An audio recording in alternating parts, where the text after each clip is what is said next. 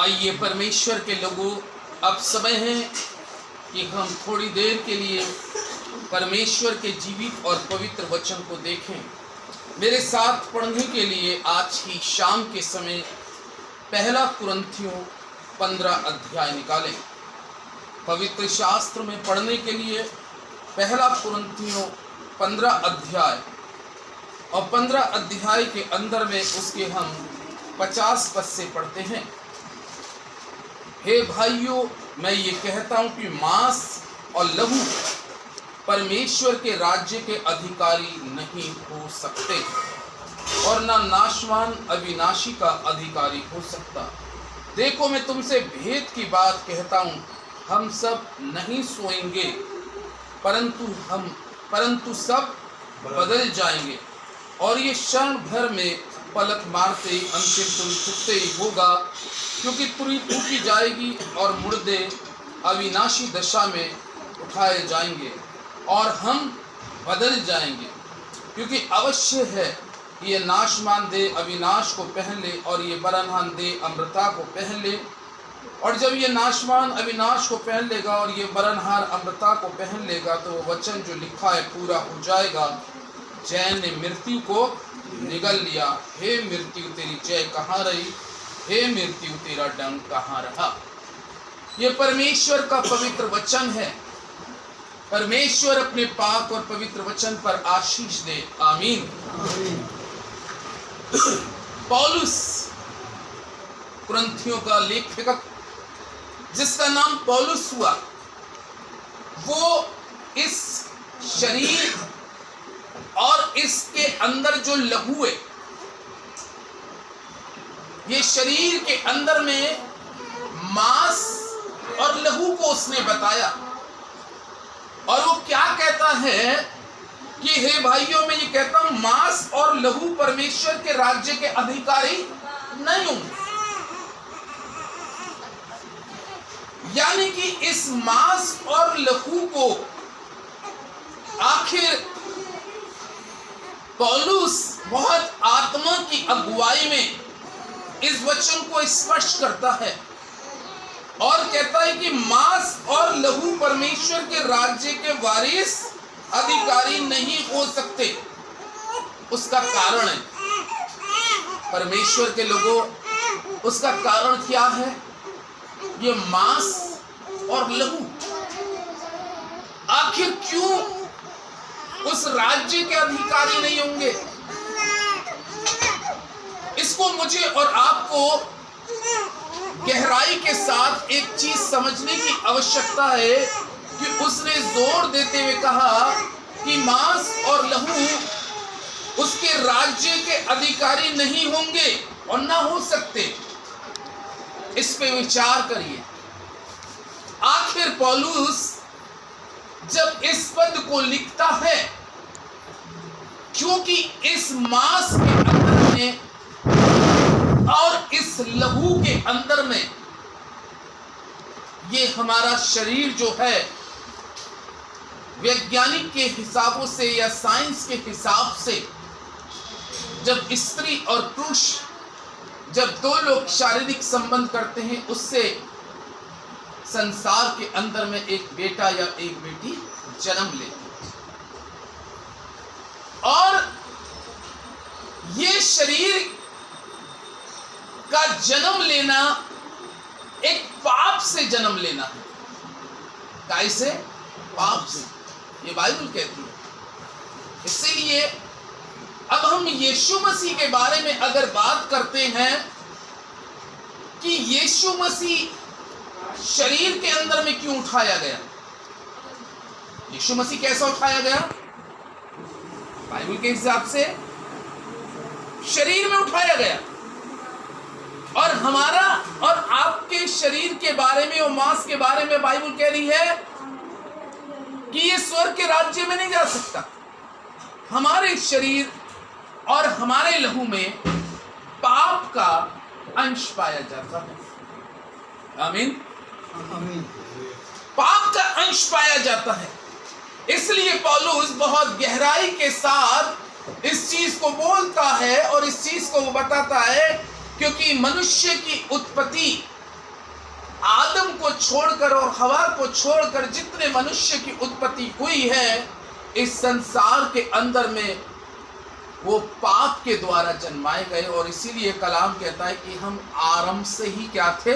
पापी थे, आरंभ से। यानी कि जब हम मां के गर्भ से ही जन्म लेके आते हैं, तो मैंने आपको बताया, इसलिए हमारा और आपका शरीर और मांस और लहू को उस राज्य में जाना इसलिए बहुत कठिन है और नहीं जा सकता, क्योंकि ये पाप से पैदा हुआ है।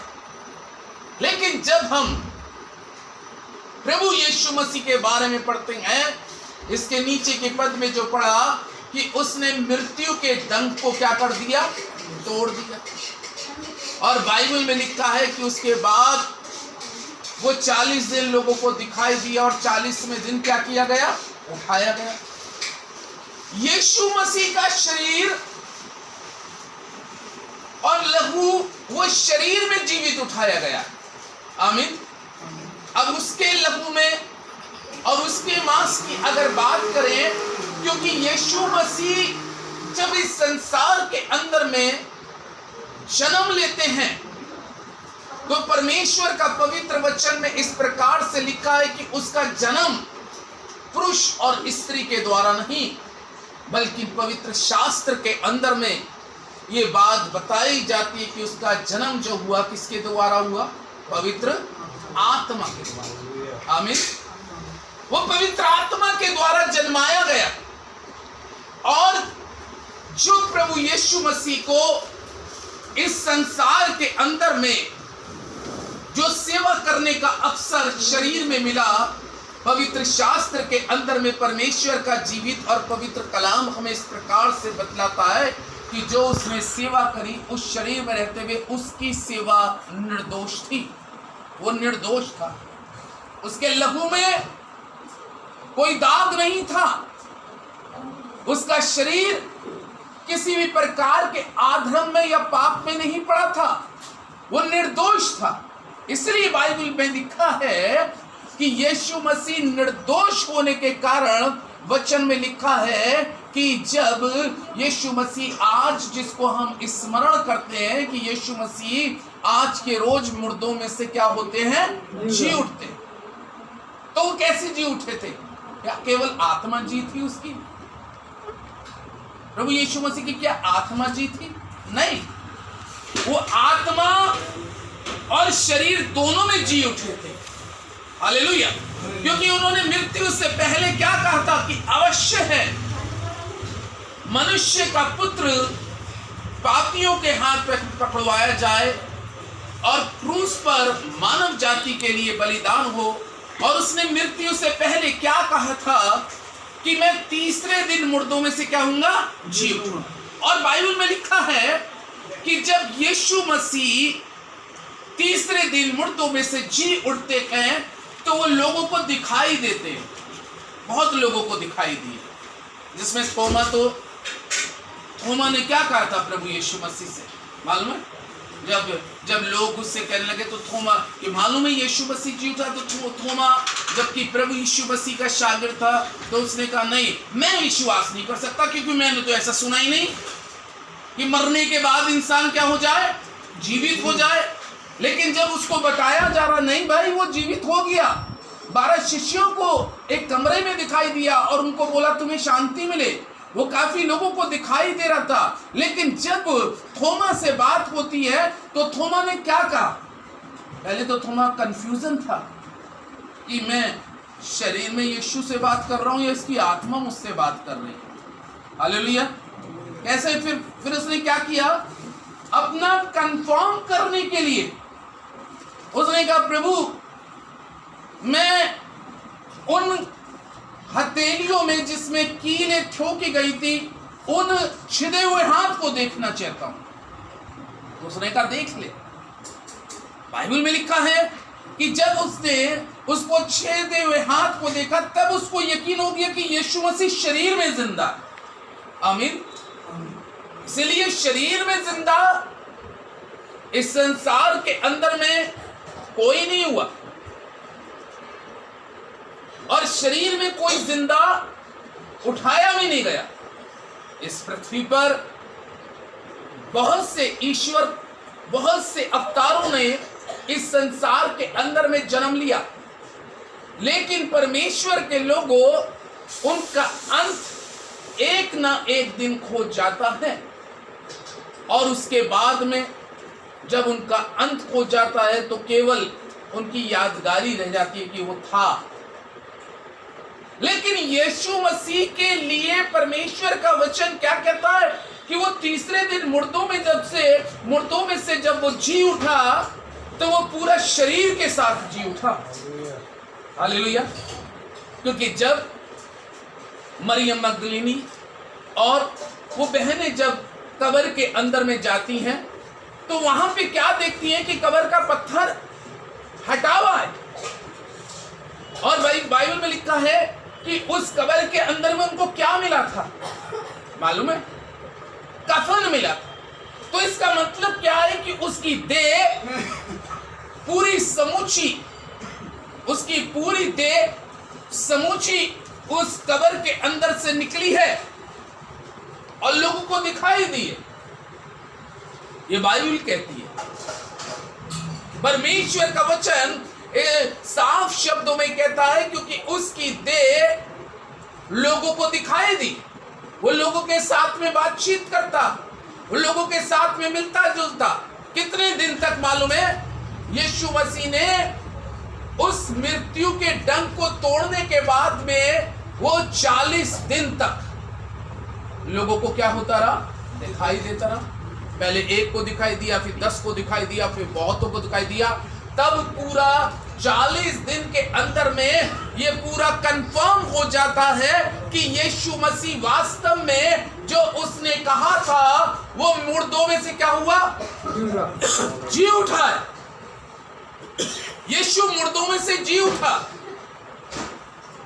और उसके बाद उसकी देह यानी कि यीशु मसीह आत्मा में नहीं उठाया गया। यीशु मसीह देह सहित यानी कि वो जैसे देह में था उसी देह में वो स्वर्ग में गया है, परमेश्वर का वचन कहता है। लेकिन जब पौलुस इस बात को कहते हैं कि मांस और लहू स्वर्ग के राज्य में दाखिल नहीं होगा, तो यीशु मसीह का तो मांस और लहू स्वर्ग के राज्य में दाखिल हुआ। उसका कारण यह था कि उसका लहू निर्दोष था, वो निर्दोष था, उसका जन्म पाप से नहीं हुआ था। अब वो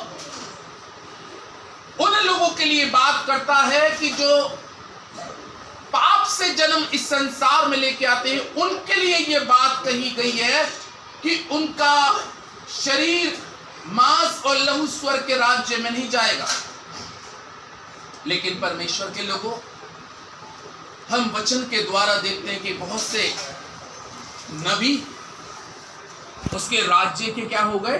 वारिस हो गए। इसमें परमेश्वर का वचन क्या कहता है? उन परमेश्वर के दास और दासियों के लिए 51 पद के अंदर में कहता है, देखो मैं तुमसे भेद की बात कहता हूं और हम सब नहीं सोएंगे परंतु सब क्या हो जाएंगे?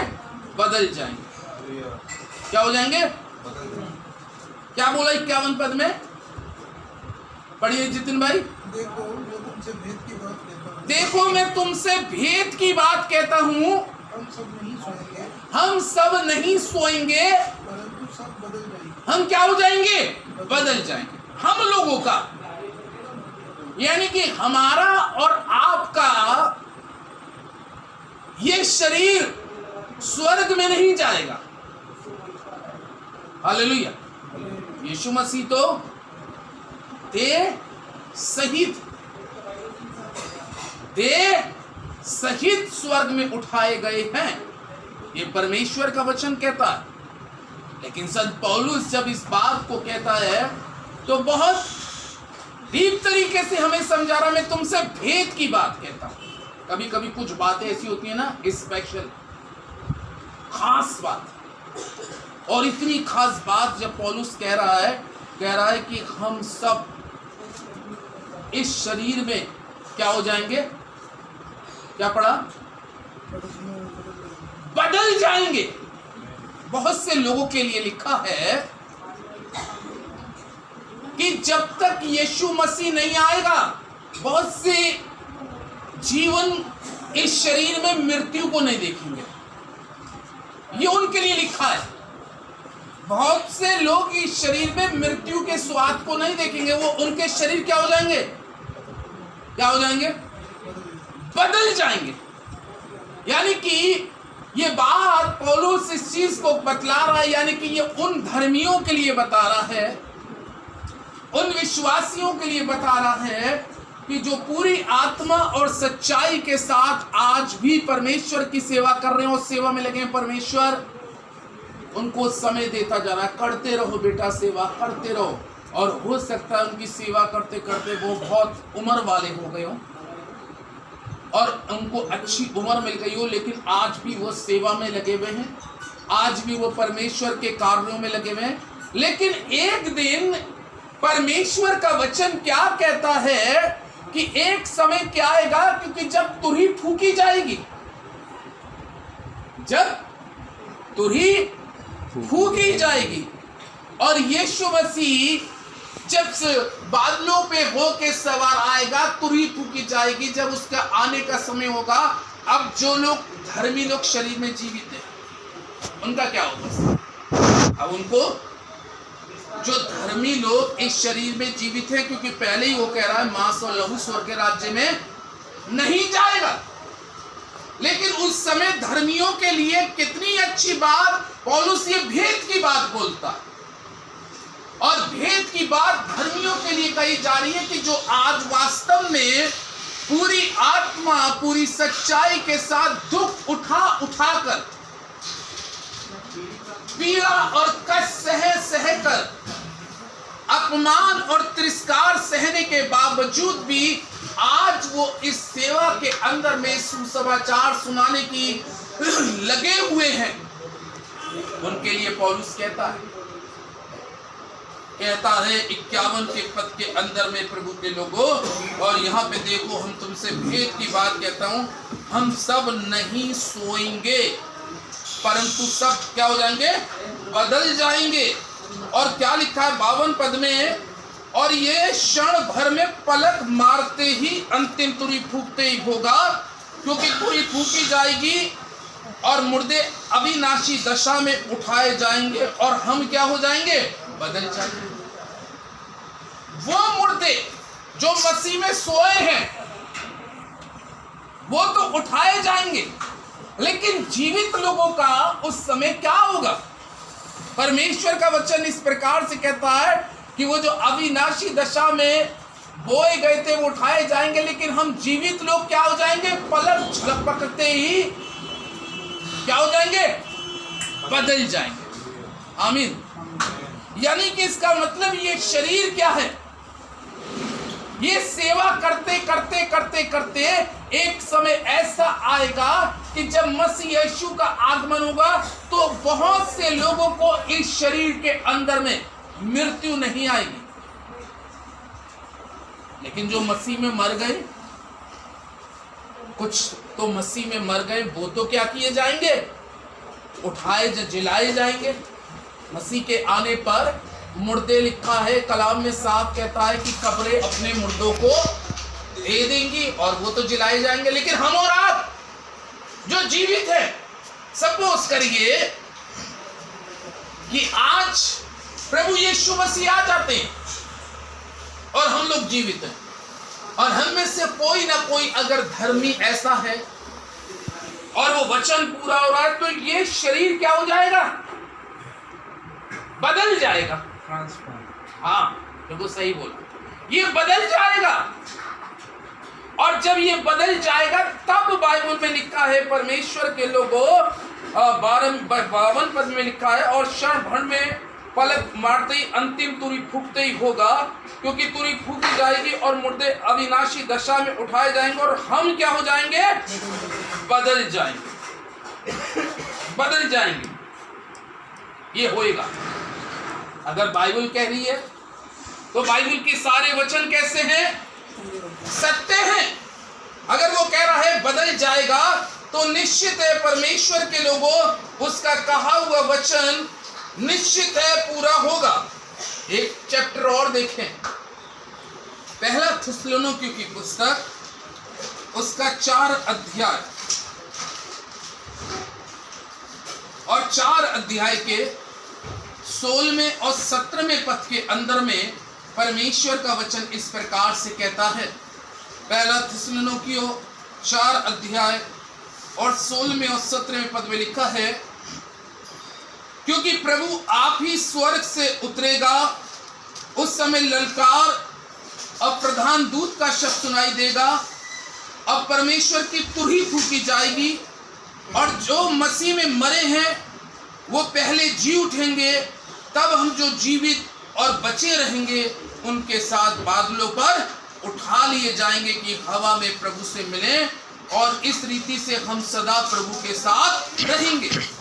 ये पौलुस थिस्सलुनीकियों की पुस्तक पहला थिस्सलुनीकियों 4 अध्याय के 16 और 17वें पद के अंदर में बहुत उम्दा बात बोलता, और उसने खास बात क्या कही, 16वें पद में लिखा है, क्योंकि प्रभु आज स्वर्ग से उतरेगा।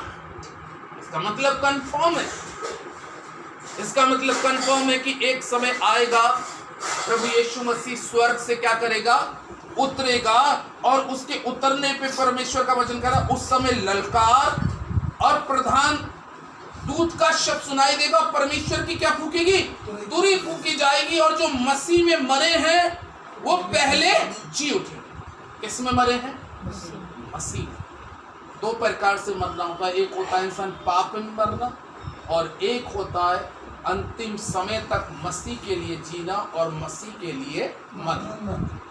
जो लोग लास्ट समय तक अपने जीवन को परमेश्वर के साथ जोड़ते हुए रहेंगे और उनका जीवन परमेश्वर के साथ बना रहेगा, परमेश्वर का वचन में साफ कहता है कि पहले तो मसीह में मरे हुए जी उठेंगे। लेकिन 17वां पद कितनी अच्छी बात कहता है, 17वें पद में लिखा है, तब हम जो जीवित और बचे रहेंगे उसके साथ बादलों पर उठा लिए जाएंगे कि हवा में प्रभु से मिले, और इस रीति से हम सदा प्रभु के साथ रहेंगे। हालेलुया। हम सदा किसके साथ रहेंगे? प्रभु के साथ रहेंगे। यानी कि ये बात परमेश्वर का वचन पौलुस कहता है, अंतिम तुरही फूकी जाएगी। ये तुरही का संकेत जो दिया जा रहा है, ये यीशु मसीह के आगमन से पहले ये संकेत दिया जाएगा। तुरही की क्या आएगी? आवाज आएगी, और जब तुरही की आवाज आएगी तो ये संकेत इस पृथ्वी के धर्मियों के लिए दिया जाएगा। तुम अपने आप को जो तैयार करके रखे हो, इसी तरीके से पूरी रीति से अपने आप को क्या करके रखना?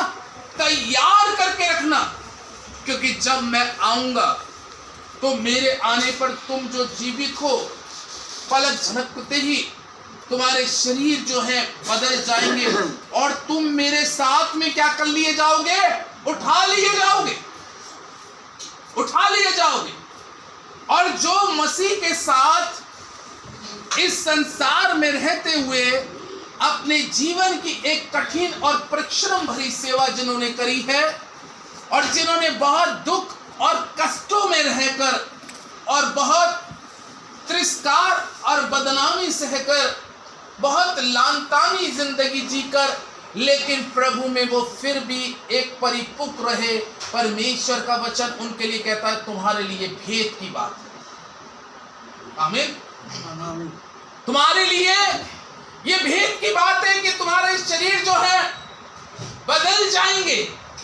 आज हम ऐसा दिख रहे हैं, लेकिन जब मसीह आएगा, और अगर हम उस पीरियड तक हो सकता है कि हम शरीर में अगर जीवित रहे और उसका आगमन आएगा, तो प्रभु के लोगों ये शरीर नहीं जाएगा। ये शरीर इसलिए नहीं जाएगा क्योंकि ये मांस और लहू में, और मांस और लहू पौलुस कहता है कि स्वर्ग के राज्य में दाखिल नहीं हो सकता। इसलिए कलाम कहता है कि तुम्हारे शरीर जो है ट्रांस हो जाएंगे, बदल जाएंगे। आमीन। और तुम हमेशा के लिए और सदा सर्वदा के लिए उस राज्य के वारिस किए जाओगे कि तुम सदा सर्वदा अपने परमेश्वर यहोवा के साथ रहो, अपने प्रभु यीशु के साथ रहो, क्योंकि जहां पर वो रहेगा उसके लोग भी इस पृथ्वी पर जो खरी और सच्ची सेवा को आज वर्तमान समय में अंजाम दे रहे हैं, कयामत के बाद में परमेश्वर का वचन साफ शब्दों में कहता है कि वो भी उसके साथ उसके राज्य के अधिकारी होंगे। ये है परमेश्वर का वचन। परमेश्वर इस पर आशीष दे। आमीन। दुआ मांगे। हमारे जीवित महान अद्भुतकारी सामर्थी परमेश्वर, सेनाओं के यहोवा, मैं आज की शाम को आपका धन्यवाद करता हूँ, क्योंकि पौलुस बड़ी सीधी और साफ बात कहता है, जो धर्मी है वो लास्ट पीरियड में उनके शरीर पलक झलकते ही बदल जाएंगे और वो मसीह के साथ उठाए जाएंगे ताकि उसके साथ हमेशा राज करें। प्यारे प्रभु, आज के इस पावन उपलक्ष्य में इस तरह की सर्विस के लिए प्रभु धन्यवाद करते हैं, और यहाँ पर इस सिस्टर पर प्रभु जो तेरे दास को बुलाया है पिता, कि हम अपने वचन को तेरे लेकर तेरे लोगों मध्य खड़े होकर बता सकें और ये जाहिर कर सके कि हमें अपने इस शरीर की नहीं आत्मा की चिंता करनी है, क्योंकि यदि ये शरीर तेरे आगमन तक भी जीवित रहे तो भी ये नहीं जाएगा, आत्मा ही जाएगा, लेकिन ये बदल के जाएगा परमेश्वर। इसलिए वचन कहता, बहुत से लोग मृत्यु के स्वाद को भी नहीं चखेंगे। प्यारे प्रभु, हम सभी को ऐसा मन, ऐसी बुद्धि और ऐसी समझ दे कि तेरे बचाए हुए मार्गों पे नित्य अपने जीवन को चलाएं। दुआ करते हैं इस घर के लिए, खास तौर से हमारे बुजुर्ग अंकल के लिए, आंटी के लिए, भाई जितिन के लिए, बहनों के लिए, परिवार के सभी सदस्यों के लिए। खुदावन ये ईस्टर आत्मिक रीति से ब्लेसिंग का कारण बने और ये लोग नित्य तुझ में आगे बढ़ते जाएं। प्रभु, दुआ करते हैं भाई रोहित, उनकी पत्नी, उनके दोनों बच्चों के लिए। प्यारे प्रभु, इन लोगों पर भी अपनी विशेष आशीष बनाए रखें और हम सब नित्य तेरे लिए और तेरी सेवा के लिए हमेशा जागृत रहें और खुदावन तुझ में रूहों को बचाने का कारण बने। खुदावन, क्योंकि कलाम कहता है फसलें पक्की हैं। खुदावन, आज तू चाहता है आत्मिक मजदूर आज संसार में उतरें ताकि तेरे गल्ला पिता आत्माओं से भर जाए। परमेश्वर, आपका धन्यवाद करते हुए सारा आदर महिमा आपको देते हैं, यीशु के नाम से मांगते हैं, आमीन।